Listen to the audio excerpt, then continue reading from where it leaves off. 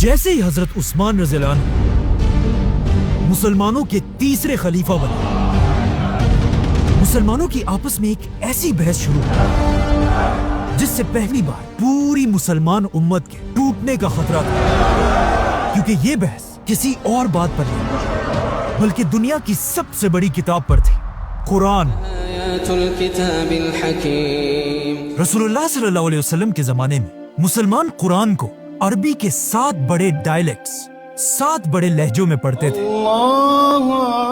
لیکن جیسے جیسے مسلمانوں کی خلافت پھیلتی گئی، پوری دنیا سے لوگ اسلام کی طرف آنے لگے اور پہلی بار صحابہ سے قرآن سیکھنے لگے۔ لیکن اب مسئلہ یہ تھا، یہ نئے مسلمان صحابہ سے الگ الگ لہجوں میں قرآن سیکھتے تھے، جو پہلے تو کوئی بڑا مسئلہ نہیں تھا، لیکن آہستہ آہستہ کچھ نئے لوگ اپنے لہجے کو صحیح کہنے لگے اور دوسروں کے لہجوں کو غلط، اور حالات اتنے خراب ہوئے کہ کچھ مسلمان قرآن کے ان لہجوں کی وجہ سے ایک دوسرے کو کافر کہنے لگے۔ اسی طرح یہ بحثیں بڑھتی گئی اور تیسرے خلیفہ حضرت عثمان کے دور میں اپنی پیک پر پہنچی۔ حضرت عثمان کے دور میں مسلمانوں نے یہ سارا علاقہ فتح کر لیا تھا اور اب مسلمانوں کی فوج تیزی سے آذربائیجان کی طرف بڑھ رہی تھی۔ لیکن وہیں آذربائیجان میں جب ایک دن مسلمانوں کی فوج نماز کے لیے کھڑی ہوئی، نماز کے فوراً بعد مسلمانوں کی فوج کی آپس میں ایک بہت ہی خطرناک بحث شروع ہوئی، جس میں مسلمان ایک دوسرے کے قرآن پڑھنے کے طریقے کو غلط کہنے لگے اور صرف اپنے لہجے کو اصل قرآن کہنے لگے۔ آخر یہ بحث اتنی بڑھ گئی کہ ایسا لگنے لگا کہ اب مسلمان پہلی بار ایک دوسرے کے خلاف ہی تلواریں نکالیں گے۔ لیکن مسلمانوں کی اس فوج میں ایک بہت بڑے صحابی بھی موجود تھے، حذیفہ بن یمان رضی اللہ عنہ۔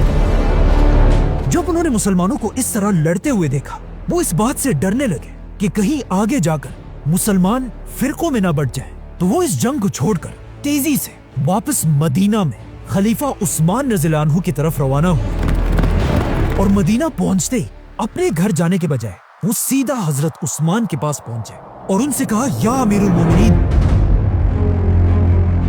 اس سے پہلے کہ مسلمان بھی یہودیوں اور کرسچنز کی طرح ڈیوائیڈ ہو جائیں، آپ اس امت کو ٹوٹنے سے بچا لیں۔ لیکن یہ کوئی پہلی دفعہ نہیں تھا کہ آسمانی کتابوں پر بحث ہوئی ہو، اس سے پہلے بھی ایسا ہو چکا تھا۔ دنیا میں 4 بڑی آسمانی کتابیں ہیں، تورات، زبور، انجیل اور قرآن۔ پہلی کتاب تورات ایک بہت بڑے پیغمبر موسیٰ علیہ السلام پر نازل ہوئی۔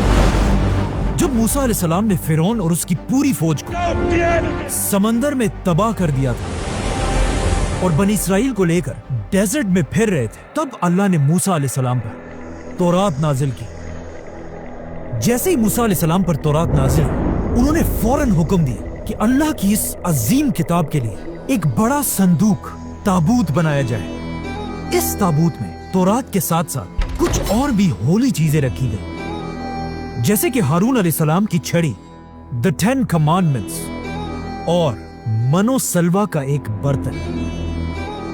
یہ تابوت بنی اسرائیل کے لیے اتنا ہولی تھا کہ وہ اس کی اپنی جان سے بھی زیادہ حفاظت کرتے تھے۔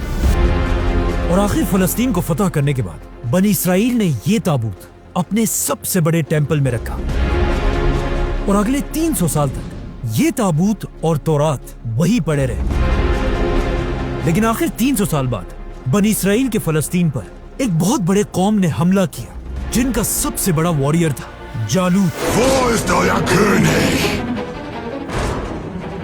جالوت اور اس کی فوج بنی اسرائیل کو تیزی سے کرش کرتی گئی، اور فلسطین تیزی سے بنی اسرائیل کے ہاتھ سے نکلنے لگا، اور حالات اتنے خراب ہوئے کہ بنی اسرائیل کے علماء نے فیصلہ کیا کہ آج کے بعد ہر جنگ میں ہم یہ تابوت اپنی فوج کے سامنے رکھیں گے،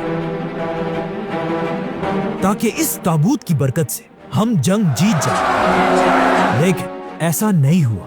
جالوت کی فوج نے سب سے پہلا حملہ اسی تابوت پر کیا، اور موسیٰ علیہ السلام کے اس تابوت کو چھین کر اپنے ساتھ لے گئے، جس کے اندر اب تک دنیا کی پہلی اصلی تورات پڑی ہوئی تھی۔ آخر بنی اسرائیل کا ایک بہت بڑا بادشاہ ہے، داؤد علیہ السلام، جنہوں نے جالوت اور اس کی فوج پر حملہ کیا اور انہیں ختم کر دیا، اور موسیٰ علیہ السلام کے صندوق کو دوبارہ اس کی اصل جگہ پر رکھا۔ لیکن یہاں ایک بہت بڑا مسئلہ یہ تھا जब इस संदूक को खोला गया, इसके अंदर मूसा अलैहिस्सलाम की तौरात थी ही नहीं। मतलब पहली बार दुनिया से ओरिजिनल तौरात गायब हो चुकी थी। इसीलिए दाऊद अलैहिस्सलाम पर दूसरी आसमानी किताब नाजिल हुई, ज़बूर, जिसके बाद आने वाले प्रॉफिट्स ने तौरात को दोबारा लिखा और तौरात और ज़बूर को एक साथ एक ही जगह सेफ रख दिया। लेकिन दाऊद अलैहिस्सलाम के 400 साल बाद एक बार फिर फलस्तीन पर हमला किया गया। बेबीलोन के बहुत बड़े बादशाह बख्त नसर, उसने इतना खतरनाक हमला किया कि लाखों यहूदियों को मार डाला, यहूदियों के टेंपल को गिरा दिया और बख्त नसर ने अपनी फौज को हुक्म दिया कि जाओ और दुनिया की हर तौरात को जमा करके उन सबको आग लगा दो। और इस तरह एक बार फिर तौरात और ज़बूर दुनिया से गायब हो गई, जिसके बाद अगले 100 साल तक दुनिया में कोई भी तौरात और ज़बूर नहीं थी। आखिर 100 साल बाद एक यहूदी ने दोबारा तौरात लिखी, लेकिन कुछ अरसे बाद फिर एक बादशाह ने हमला किया और तीसरी बार दुनिया की सारी तौरात को जला दिया गया, जिसके बाद यहूदियों ने बैठकर फिर दोबारा तौरात लिखी। इसी तरह आज दुनिया में जो तौरात है, द हिब्रू बाइबल, वो मूसा अलैहिस्सलाम की ओरिजिनल किताब नहीं बल्कि दुनिया से 3-4 बार गायब होने के बाद दोबारा लिखी गई है। इसीलिए आज दुनिया में कोई भी यहूदियों की इस किताब को मूसा अलैहिस्सलाम की असल किताब नहीं मानता, इवन यहूदी भी नहीं। The Bible is literally not true. अब तौरात के बार बार गायब होने और जला दिए जाने की वजह से तौरात इतनी बिगड़ चुकी थी कि अब दुनिया में अल्लाह की कोई भी आसमानी किताब अपनी असल शक्ल में मौजूद नहीं थी। इसीलिए यहाँ पर अल्लाह ने अपने बहुत बड़े पैगंबर ईसा अलैहिस्सलाम पर अपनी तीसरी आसमानी किताब नाजिल की, इंजील। लेकिन इंजील को भी बिल्कुल कुरान की तरह पहले दिनों में एक किताब की शक्ल में नहीं लिखा गया और ईसा अलैहिस्सलाम के दुनिया से जाने के बाद उनके फॉलोअर्स ज़बानी एक दूसरे को इंजील सिखाने लगे और आखिर ईसा अलैहिस्सलाम के 100 साल बाद एक आदमी ने दुनिया की पहली बाइबल लिखी और उसे सही इंजील कहने लगा। लेकिन इस आदमी की पहली इंजील को पूरी दुनिया के क्रिश्चियंस ने रिजेक्ट कर दिया और यहाँ से बिल्कुल तौरात और ज़बूर की तरह इंजील में भी कंफ्यूजन शुरू हुई, जिसके बाद हर तरफ लोग अपनी मर्जी से इंजील लिखने लगे और आखिर ईसा अलैहिस्सलाम के 300 साल बाद एक ऐसा वक्त भी आया कि दुनिया में हजारों डिफरेंट इंजीलें थी। इसीलिए ईसा अलैहिस्सलाम के 300 साल बाद दुनिया के सारे क्रिश्चियन स्कॉलर्स की एक बहुत बड़ी मीटिंग हुई, जिसमें उन्होंने खुद ही अपनी मर्जी से इन हजारों इंजीलों में से सिर्फ 4 इंजीलों को सेलेक्ट किया और बाकियों को रिजेक्ट कर दिया।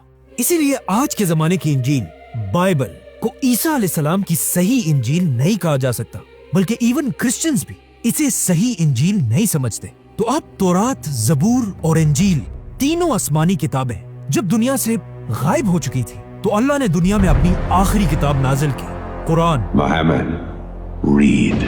लेकिन बिल्कुल तौरात, ज़बूर और इंजील की तरह जब मुसलमान हजरत उस्मान के दौर में कुरान पर भी बहस करने लगे, उसी वक्त हुज़ैफा बिन यमान रज़ियल्लाहु अन्हु खलीफा उस्मान के पास पहुंचे और उनसे कहा, या अमीरुल मोमिनीन,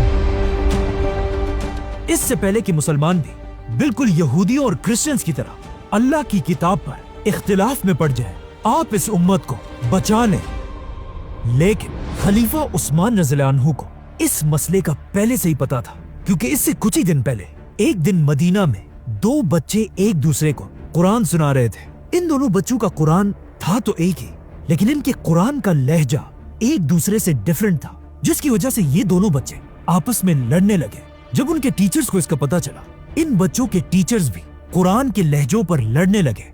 आहिस्ता आहिस्ता ये लड़ाई इतनी फैल गई कि ये मसला सीधा खलीफा उस्मान तक पहुंचा। तो अब जब मदीना से लेकर खिलाफत के बॉर्डर्स तक लोग कुरान के लहजों पर बहस करने लगे थे, तब हजरत उस्मान ने अपनी जिंदगी का सबसे बड़ा फैसला किया और मदीना के सारे बड़े सहाबा को मस्जिद नबवी में जमा किया और फिर रसूलुल्लाह सल्लल्लाहु अलैहि वसल्लम के मिंबर पर खड़े होकर कहा कि वक्त आ चुका है, पूरी दुनिया के मुसलमानों को कुरान के एक ही लहजे पर यूनाइट किया जाए। जिसमें कुछ सहाबा हजरत उस्मान के इस फैसले से खुश नहीं थे, लेकिन ज्यादातर सहाबा ने हजरत उस्मान के इस फैसले को सपोर्ट किया, जिनमें सबसे बड़े सहाबी थे फ्यूचर खलीफा हजरत अली रज़ियल्लाहु अन्हु। हजरत उस्मान रज़ियल्लाहु अन्हु ने एक लहजे का कुरान बनाने के लिए 8 लोगों की कमेटी बनाई और इस कमेटी का हेड उन्होंने ज़ैद बिन साबित रज़ियल्लाहु अन्हु को बनाया, क्योंकि ज़ैद बिन साबित कोई आम सहाबी नहीं, वो रसूलुल्लाह सल्लल्लाहु अलैहि वसल्लम के जमाने से कुरान की आयत लिखा करते थे। और हजरत अबू बकर रज़ियल्लाहु अन्हु के जमाने में ज़ैद बिन साबित रज़ियल्लाहु अन्हु ने पहली बार कुरान को किताब की शक्ल में लिखवाया था।